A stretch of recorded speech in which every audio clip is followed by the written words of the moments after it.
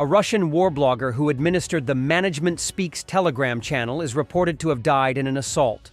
A few weeks before he died, he described a day in the short life of a Russian stormtrooper.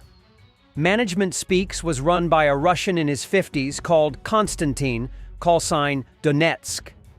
On 7th March, another administrator on the channel wrote, "Hello everyone! I ask you to support Donetsk, a man of extraordinary destiny. This old man will outlive all of us young. Luck is clearly on his side." Apparently not. On 14th February, Donetsk wrote an account of his first-hand experiences as a stormtrooper. After returning from the front line, he got drunk and was thrown into a pit for 3 days as a punishment.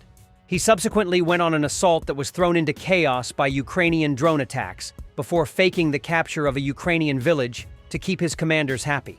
When the Ukrainians withdrew temporarily, the Russians moved into the destroyed village, but were immediately targeted by Ukrainian artillery and had to retreat.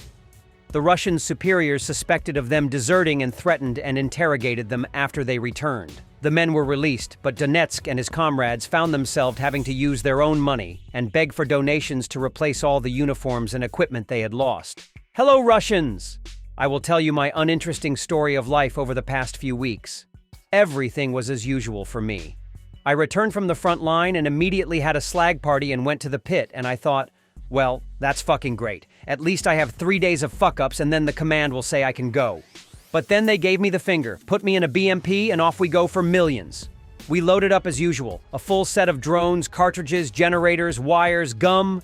We are driving, and around there are corpses, burned-out cars, BMPs, tanks. Everyone's mugs are sour, and we're starting to get fucked by this little flying thing. We are on the run. All the property is burning. We are pulling wounded. We don't have anything anymore.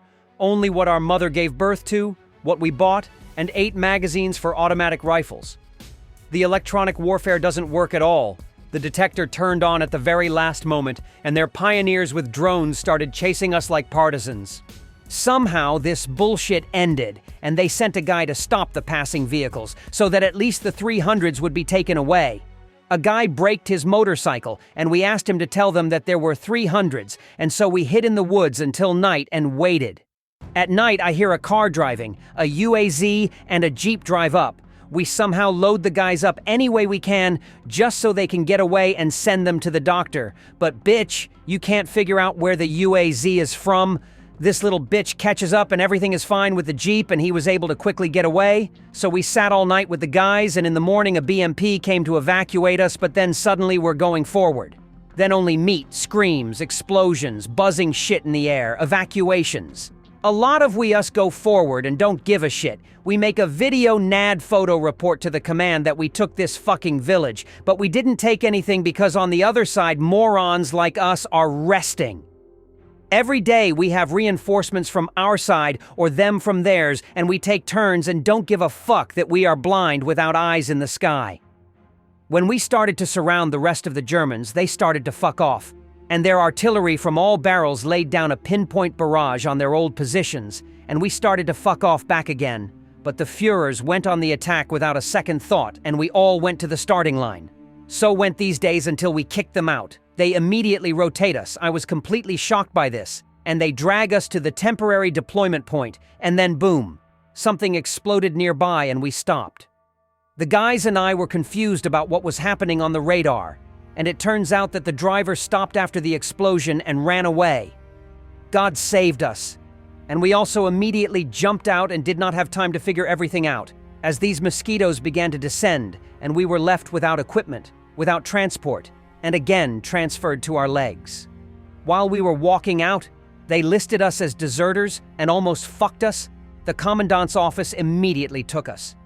They started to fuck us that we were passing as deserters, then that we fucked up the equipment, although the driver himself ran away and the Germans did not wait for us. They started to bring up that we were from Bukhara, one important guy said. "What kind of appearance do you have, soldier?"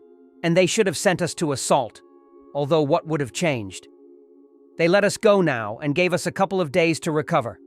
I don't give a damn how. I want to go to Bukhara, but they wrote us a refusal, and that's it. In short, with whoever we could, we gathered together, bought ourselves uniforms, a generator, chipped in for some food, bought cartridges for guns and other shit. In short, Like the gypsies at the market, I'll be asking you for help again because it's fucking awful how we need another generator, or better yet, 2 drones and at least a copter. How do you explain to a moron so that he doesn't chicken out and reports to the top that there isn't enough money to buy snipers' cartridges for new rifles, that I can't fucking report where I fucked up the bird that burned up, and if I can't, they tell us to fuck off? The 79th Air Assault Brigade shows how several Russian assault groups got secured in favorable positions on the Novopavlivka front. This video is full with raw footage of Russian soldiers on the ground, but unfortunately we can't show them. Russia has a long history of using its soldiers as expendable resources in warfare, a pattern that continues today. In conflicts like the war in Ukraine, Russian forces have been repeatedly sent into so-called meat assaults, frontal attacks with little tactical advantage, high casualties, and minimal regard for human life. This brutal approach echoes past Russian military strategies, from the mass human wave assaults in World War II to the catastrophic losses in Afghanistan and Chechnya. Historically, Russia has treated its soldiers as disposable, emphasizing overwhelming force over strategy. During World War II, Stalin's Red Army often sacrificed millions in frontal charges, sometimes without proper equipment, as seen in the infamous "not one step back" order. In more recent conflicts, Russian commanders have demonstrated the same disregard, sending poorly trained and ill-equipped troops into battle, often relying on sheer numbers rather than sound strategy. In Ukraine, this disregard for life is evident in the tactics used around Bakhmut and Avdiivka, where thousands of soldiers are thrown into near-suicidal offensives, often with no air or artillery support. Prisoners recruited by Wagner and the Russian Ministry of Defense are used as cannon fodder, sent into battle with little training, expected to absorb enemy fire so better trained troops can follow. During the day, the Kavkazskaya oil pumping station kept burning and the fire increased. The Kavkazskaya oil pumping station in Kropotkin is still burning this morning, filling the air with a familiar scent of smoke. Local reports say one of the storage tanks depressurized, causing an oil spill. The fire has spread to 1,700 square meters, with nearly 227 emergency workers and 99 units of equipment involved in extinguishing it.